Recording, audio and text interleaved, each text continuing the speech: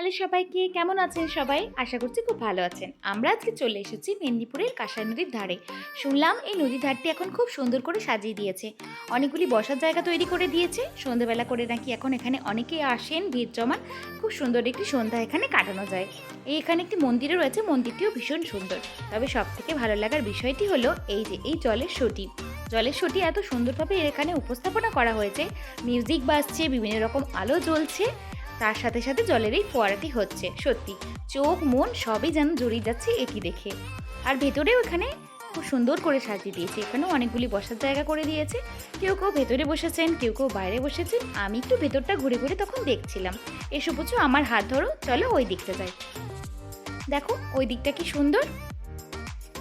চলুন, এখানটা ঘোরা হয়ে গেল। আমরা এখন এখান থেকে বেরিয়ে পড়ি, চলে যাব অন্য আরেকটি জায়গায়। এখানে রাস্তার দুই ধারে অনেকগুলি খাবারের দোকান, বিভিন্ন রকমের অনেক কিছু দোকানও বসেছে। চলে এসেছি আমরা এখন খড়গপুরের একটি রেস্টুরেন্টে। এখানে গাড়ি পার্ক করাও হয়ে গেল। চলুন এবার ভেতরের দিকে যাই। আচ্ছা, এটি কোথায় এলাম বলুন তো? এটি কি রেস্টুরেন্ট নাকি রাজপ্রাসাদ? হ্যাঁ, এটি সত্যি রাজপ্রাসাদের আদলেই তৈরি একটি রেস্টুরেন্ট, যার নাম রাজবাড়ি। এটি রয়েছে খড়গপুরে। খুব সুন্দর, এটি সুন্দর করে সাজানো হয়েছে। সামনে দুটি কামানও রাখা হয়েছে। এই যে দেখুন, নাম রাজবাড়ি। সত্যি নাম যেমন রাজবাড়ি, কাজও তেমনই রাজবাড়ি, দেখতে অপূর্ব। আর এখানে সামনে দুটি বাচ্চাদের অ্যাক্টিভিটি করা হয়েছে। বাচ্চারা এখানেই বিশেষভাবে খেলাধুলো, প্রচুর আনন্দ মজা করছে। তাদেরকে বারবার বলছি যে তোমরা ভেতরে চলো। না, তারা এখন কেউ ভেতরে যাবে না।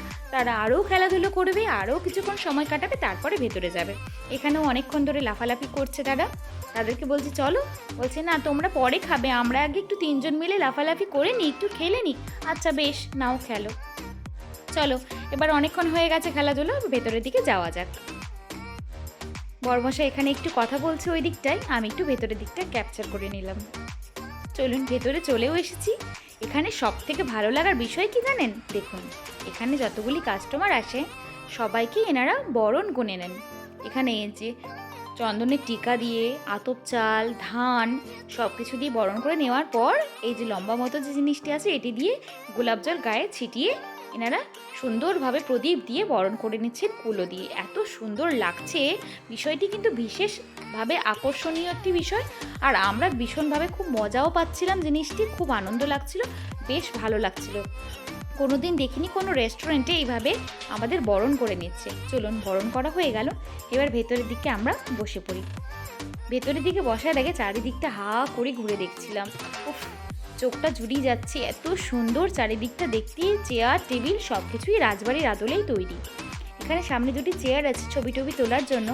রাজবাড়ি এসেছি আর এখানে রানীর মতো ফটো তুলব না তা কি হয়? ফটো তোলা হয়ে গেল, খাবার দাবার অর্ডারও করে দিয়েছি। চলে এসেছে আমাদের সামনে সব কিছু, কাঁসার থালা, গ্লাস। আর এই যে আমাদের পুচু, তখনও খাবার আসেনি, সে ফাঁকা থালাতেই টুকটুক করে খাচ্ছে। এই যে এখন আমাদের খাবার চলে এসেছে। আমরা নিয়েছিলাম ইভিনিং কিছু স্ন্যাক্স, আরও কিছু খাবার দাবার নিয়েছিলাম, তখন আর সেগুলো ভিডিও তোলা হয়নি। খাওয়া দাওয়া ডান। চলে এসেছি একটু ব্যাকইয়ার্ডে এনাদের। ব্যাকইয়ার্ডটাও ভীষণ সুন্দর, তবে আগে বুঝতে পারিনি যে ব্যাকইয়ার্ডও এভাবে বসার জায়গা করা হয়েছে। আমরা জানি শুধু ভেতরটাই, পরে দেখলাম যে বাইরেতেও ভীষণ সুন্দর। এখানেও অনেকে বসেছেন, অনেকে খাবার দাবার খাচ্ছেন, সুইমিং পুলও রয়েছে। খুব সুন্দর একটি জায়গা। পরে আবার এখানে কখনো আরেকবার আসবো। এই যে আমার ছেলে টুকটুক করে হেঁটে হেঁটে যাচ্ছে। চলুন, আজকের মতো এখানেই ব্লগটি। টাটা, সবাই ভালো থাকবেন, সুস্থ থাকবেন, দেখা হবে পরের একটি ব্লগে।